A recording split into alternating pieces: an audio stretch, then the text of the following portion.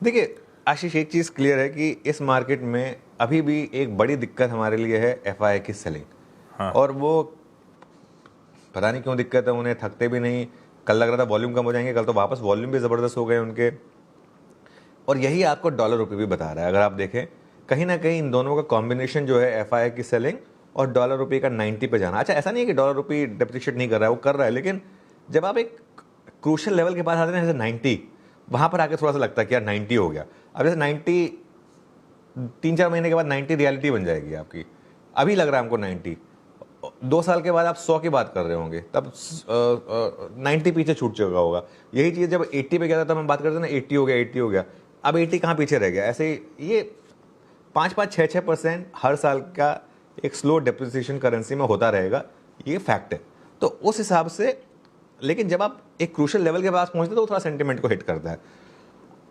ना तो F rally में पार्टिसिपेट कर रहे हैं, ऑन टॉप ऑफ दैट जैसे रैली बड़ी होती है वो आके सेल करने आ जाते हैं, वो भी बड़ा सेल करते हैं। आप देखिए कल उनकी सेलिंग कितनी बड़ी हुई कैश मार्केट में। तो इस मार्केट में क्या हो रहा है, फेजेस हैं जहां पर बड़ी रैली आ रही है और फेजेस हैं जहां पर कंसोलिडेशन आ रहा है। जैसे वो जब बड़ी रैली वाले फेजेस आते हैं जिसमें 300-325 पॉइंट की निफ्टी की रैली आती है, जब वो वाले फेजेस आएँ तब निफ्टी में हमको पार्टिसिपेट करना है, निफ्टी और बैंक निफ्टी में, जो हमने किया भी है।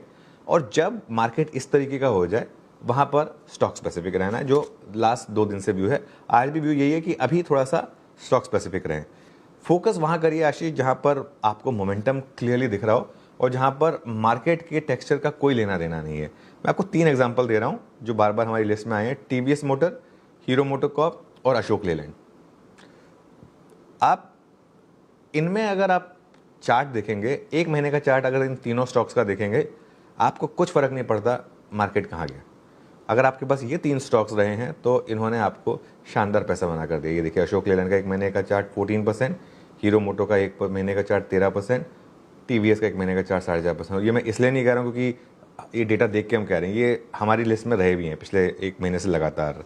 इसके अलावा कुछ सिलेक्टेड पीएसयू बैंक जैसे कि Canara bank, SBI, select NBFCs, वहाँ पर भी मजबूती रही है। हालांकि एनबीएफसीज में अब एक सेंस बन रही है कि अगर इंटरेस्ट रेट कट और ना मिले तो यहाँ पर थोड़ा सा एनबीएफसी में प्रॉफिट बुकिंग आ सकती है, ये एक पॉसिबिलिटी रहेगी।